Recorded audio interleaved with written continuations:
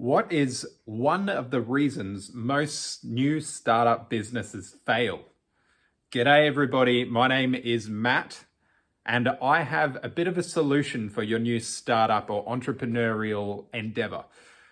Now, I'm sure as an entrepreneur or somebody who's starting a new business, you've heard all those horrendous stats.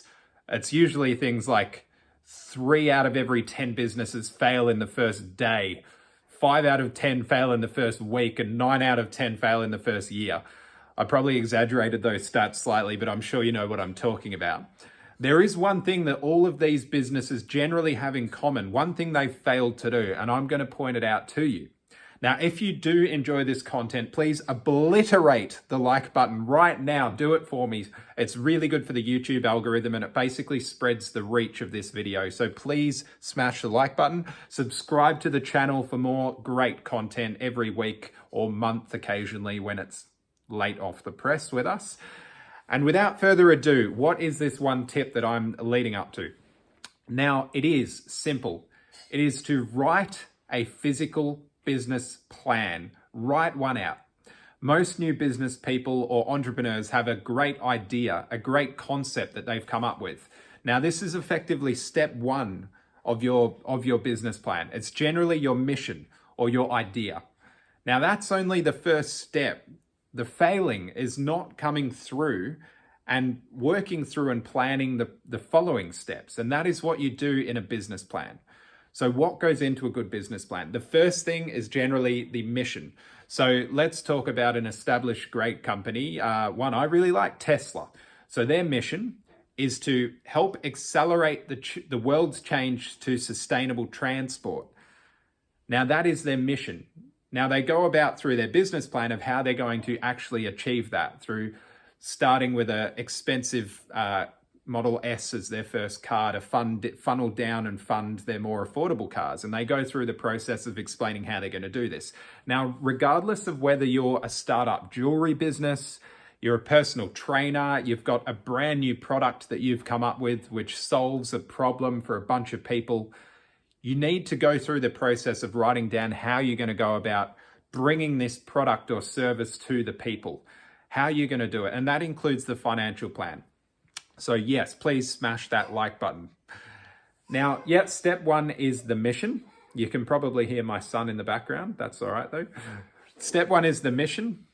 That is the grand plan. Step two of the plan, I like to put down as a problem. So what is the problem that your product or service is solving? What is the overall problem? Is it that you live in a small town and your town doesn't have any health food options? So you're creating a health food outlet that's going to bring healthy eating options to the people of the town and any tourists that come in. Because right now there's only, for example, 3 pizza shops, a chicken shop and a chip shop. That would be a problem. And the solution is going to be your health food store or whatever you're going to sell to them. The next thing you want to do is, write down the solution. So in all its intricacies, how you're solving that initial problem. What does your business do to solve that problem? The next step is to write down your unique selling points. So what makes your particular business different from every other jewelry shop that there is or every other online e-commerce store? What is your unique selling point or points? What is the moat that you've got that makes you different, would make people want to come to you as instead of your competitor? You need to list all of your USPs and they need to be strong.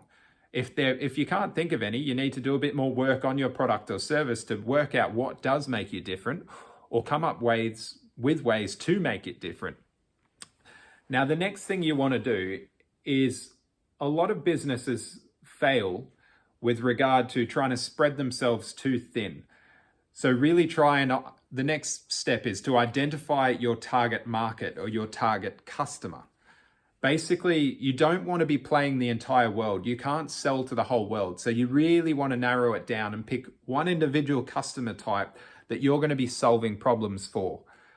By doing that, you're making your pool smaller. Instead of being a drop in the ocean, you're a drop in a teacup. Now that is a far more favorable position to be in if you're a drop in a teacup than a drop in an ocean. You can change more lives in a teacup than you can in an ocean. You can have a bigger, greater overall average effect on a teacup. Word of mouth will spread faster in a teacup than it will in the ocean. It's just how it works. So try and identify who your target customer is and work out what is the minimum amount of good or service you can sell, and to change that person's life enough to keep your business afloat. And that is your first aim. That is your target. Once you hit that step, you'll find that organically they tell their friends, because you're solving a specific problem for a specific customer. You've got one particular person in mind. They're really going to love your product or service. It's going to affect change in them. They're likely to tell their friends, as opposed to just generalizing and selling something for everybody. Sell something for one person, and you level up from there. Now, the next thing you want to do on your business plan, you've identified your mission, you've identified your problem, you've identified your solution, your unique selling points, and your target market. Now you want to list your offering, your products and services with relation to your unique selling points. So you really want to break down your product in all its details, its benefits and its features that you can tell to the customer, or even if you're trying to get a loan from a bank, they're going to want to know these things.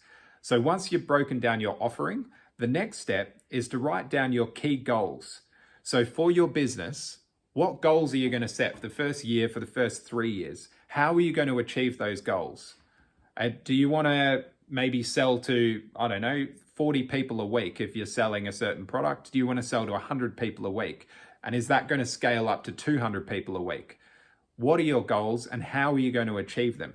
And the final piece of the puzzle is the financial plan. So the capital requirements. You obviously need to know your startup costs, and you need to know your ongoing costs. You need to know how many of your widgets you're going to sell per month to pay your bills, your break-even cost, pay your staff if you've got any, and then how many extra widgets you need to sell to put some money in your pocket. That's how you're going to write out a business plan. The financial planning needs to be very thorough. You need to know all of your costs. Do you require insurance, building permits, planning permits, food safety permits, responsible service of alcohol tickets? All of these come inside the startup costs, all of your capital requirements for your initial equipment. You need to know everything, how much it's going to cost you, and then how much you need to sell to break even. So this is how you start a successful business. You write out a thorough business plan. It doesn't matter how small your business is. You could be selling apples at a market. You could have an idea to franchise out a new burrito company. The plan should pretty much be the same. Regardless of you're a business that you think is small or big, you need to have a mature business mindset, and right from the outset, everything needs to be uniform. It's that old prior planning prevents piss poor performance acronym. So basically, get on your bike, get your plan sorted, get your business and your financial plan, and you'll be a long way further ahead than those businesses that do generally fail in the first week, month, or year. So if this has brought any light to you as an entrepreneur or a business startup, please obliterate that like button one more time, subscribe to the channel, and I will see you in the next video. Have a brilliant day.